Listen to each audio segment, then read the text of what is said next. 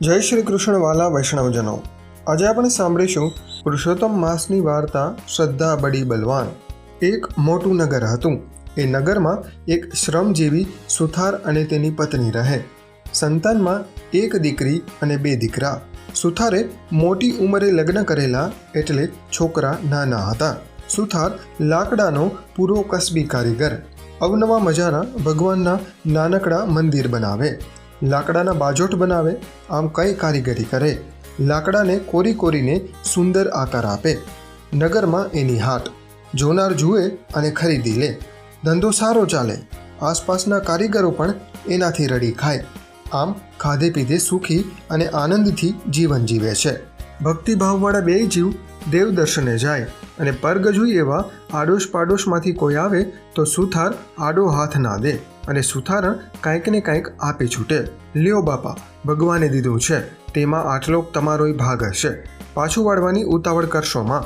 જેદી તમને ટાઢક થાય એદી જરૂર કરતાં વધારે હોય તો જ દેવા આવજો. આમ કહી મુઠ્ઠીવાળી મૂંઝાતાના કામ કાઢે. પણ કહે છે ને, દસકો સુખ અને ભાઈ દસકો દુઃખ. કર્મની ગતિ ન્યારી છે.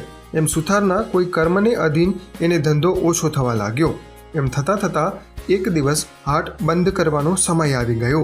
સુથાર અને સુથારણ પરેશાન થઈ ગયા. મનમાં વિચારે છે, હવે શું કરવું? સુથાર કહે, આમ મૂંઝાઈ ગયે કાંઈ ચાલે, કાલ મારો વહાલો કાંઈક રસ્તો બતાવશે. એમ કહી પોતાની પત્નીને ધરપત આપે. આમ થોડોક સમય તો ઘરમાં થોડુંક વસાવેલું એ વેચતા ગયા અને ખાતા ગયા. પરંતુ એ પણ ક્યાં સુધી ચાલે? સુથાર પણ ઓળખીતા પાળખીતા પાસે જઈ આવ્યો, એ આશાથી કે કાંઈક મદદ મળી રહે. પણ માઠાદીએ કોઈ મીઠો આવકાર ના આપે તો પછી મદદ તો ક્યાંથી કરે? ઉલટાની મશ્કરી કરે અને કહે કે રાહ નથી ફર્યો, પણ રાહનો દી ફર્યો. સુથાર નિરાશ થઈ થાક્યો ઘેરે આવે અને સુથારણ આશાભરી નજરે એની સામે જોઈ રહે. સુથાર ખાલી હાથ બતાવે અને પત્ની સમજી જાય. પત્ની કહે, ઘરમાં થોડું ઘણું જે કાંઈ હતું એ લખુપખું રાંધી છોકરાને ખવડાવી દીધું છે.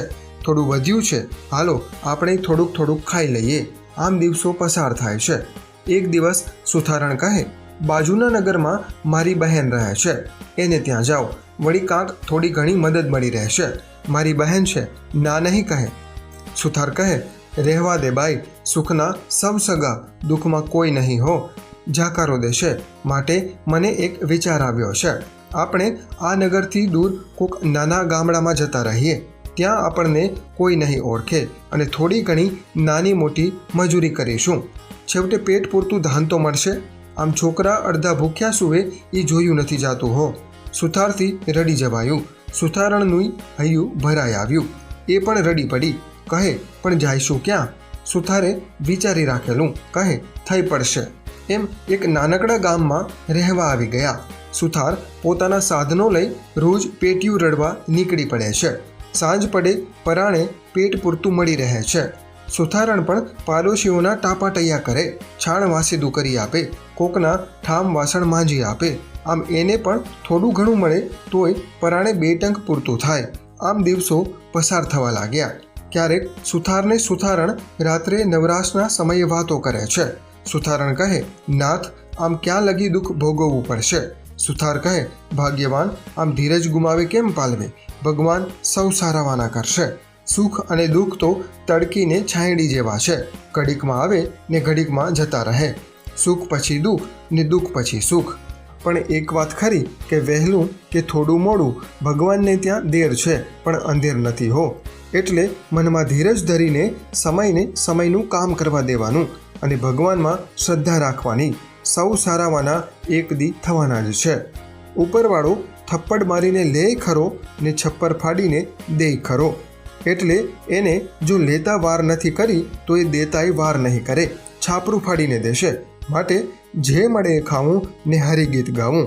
પોતાના પતિના વચનો સાંભળી સુથારણના હૈયાને ટાઢક વળી. એણે મનને મનાવી લીધું, જે થાય તે ખરું. ભગવાન લુખો સુખો સવાર સાંજ રોટલો તો આપે છે. આમ દિવસો વીતવા લાગ્યા. 3 વર્ષ આ ગામમાં થઈ ગયા. રૂડો પુરુષોત્તમ માસ આવ્યો. સુથારે સુથારણને કહ્યું, કાલથી અધિક માસ બેસે છે, આપણે પણ અધિક માસ નહાવાનું ને પુરુષોત્તમ પ્રભુનું વ્રત કરવાનું નિયમ લઈએ. આખો માસ નહાશું, પ્રભુ ભજન ગાશું અને ધારણા પારણા કરીશું. ઉપવાસ એકટાણા કરશું. સંપત પ્રમાણે દાન પુણ્ય કરીશું. પુરુષોત્તમ ભગવાનની કૃપા મેળવીશું. સુથાર અને સુથારણે બીજા દિવસથી અધિક માસ નહાવાનું શરૂ કર્યું. ભક્તિભાવથી કાંઠા ગોરમાની રોજ પૂજા કરે, નહાય, ઉપવાસ કરે, ભક્તિ કરે. આમ કરતાં 30મો દિવસ આવ્યો. સુથાર અને સુથારણ રોજ પોતાના ખર્ચમાં કાપ મૂકી થોડા પૈસા બચાવતા હતા, જે અધિક માસનો છેલ્લો ઉપવાસ પૂર્ણ કરી ઉજવણામાં વાપર્યા. આમ પુરુષોત્તમ ભગવાનનું વ્રત પૂર્ણ કરી ફરી પાછા પોતાના કામમાં લાગી ગયા. સુથારને સંપૂર્ણ શ્રદ્ધા હતી કે ભગવાન એક દિવસ કૃપા કરશે, એટલે હૈયામાં ધીરજ ધરી પોતાનું કામ કરીએ જાય છે. એક દિવસની વાત છે. સુથાર રોજની માફક રોજી રડવા હથિયાર લઈ બાજુના નજીકના ગામે ગયો. ત્યાં એક મોટો જમીન માલિક રહે.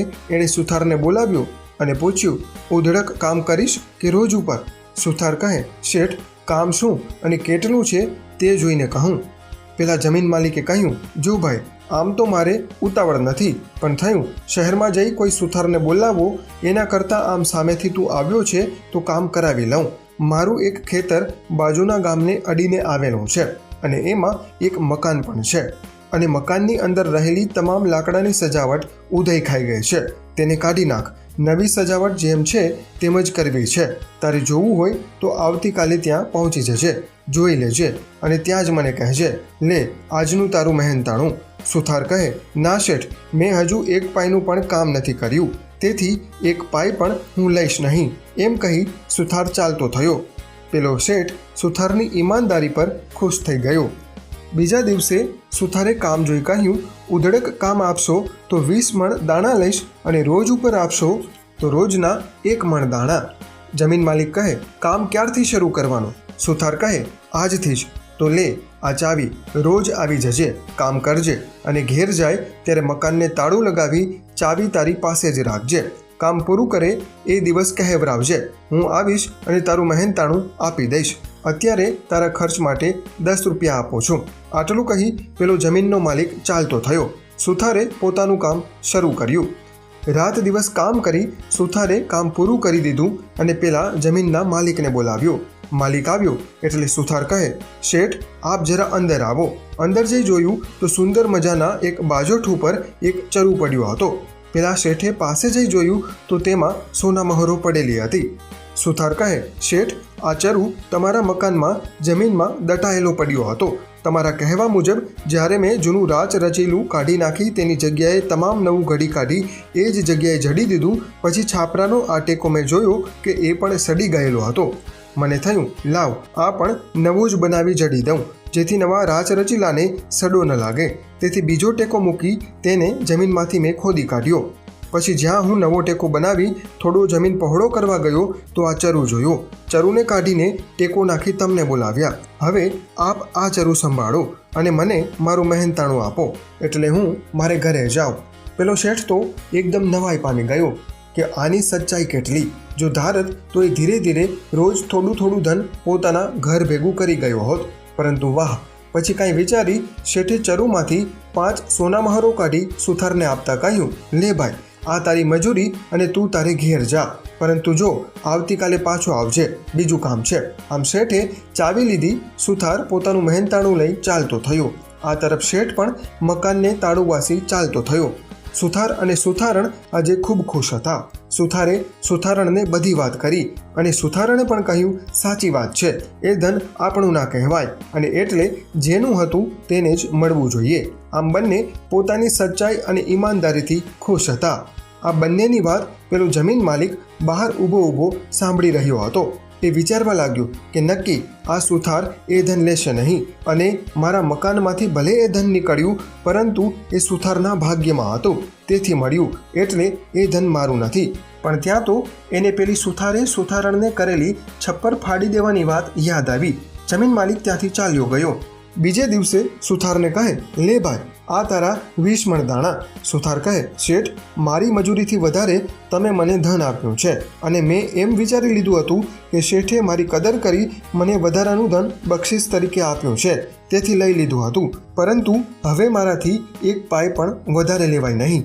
એમ કહી સુથાર ત્યાંથી ચાલ્યો ગયો. પેલા શેઠને હવે તો પાકી ખાતરી થઈ ગઈ છે કે આ કેમે કરીને ચરું લેશે નહીં, છપ્પર ફાડવું પડશે. સુથાર ઘરે આવ્યો છે. રાત પડી છે. રોજના નિયમ મુજબ બાળકોને જમાડી પોતે જમીને વાત કરવા બેઠો. ત્યાં તો ખણણાના કરતી સોના મહોરો વરસવા લાગી. સુથાર અને સુથારણે ઉપર જોયું તો છાપરું ફાડીને સોના મહોરોનો વરસાદ ઘરમાં થવા લાગ્યો છે. બંને આશ્ચર્યથી જોવા લાગ્યા. પુરુષોત્તમ ભગવાને ખરેખર છાપરું ફાડીને ધનનો વરસાદ વરસાવ્યો મારા નાથ. કહેતા સુથારાણી કહે, તમે સાચું જ કહેતા હતા. ભગવાને આપણો પોકાર સાંભળ્યો, આપણું દાળદર ફેડી નાખ્યું. પતિ અને પત્નીએ ભગવાન પુરુષોત્તમ રાયનો જય જયકાર કર્યો અને આનંદ થયો. હે કૃપાળુ પુરુષોત્તમ ભગવાન, જેવા તમે સુથાર અને સુથારણને ફળ્યા તેવા સૌને ફળજો. જય પુરુષોત્તમ રાય.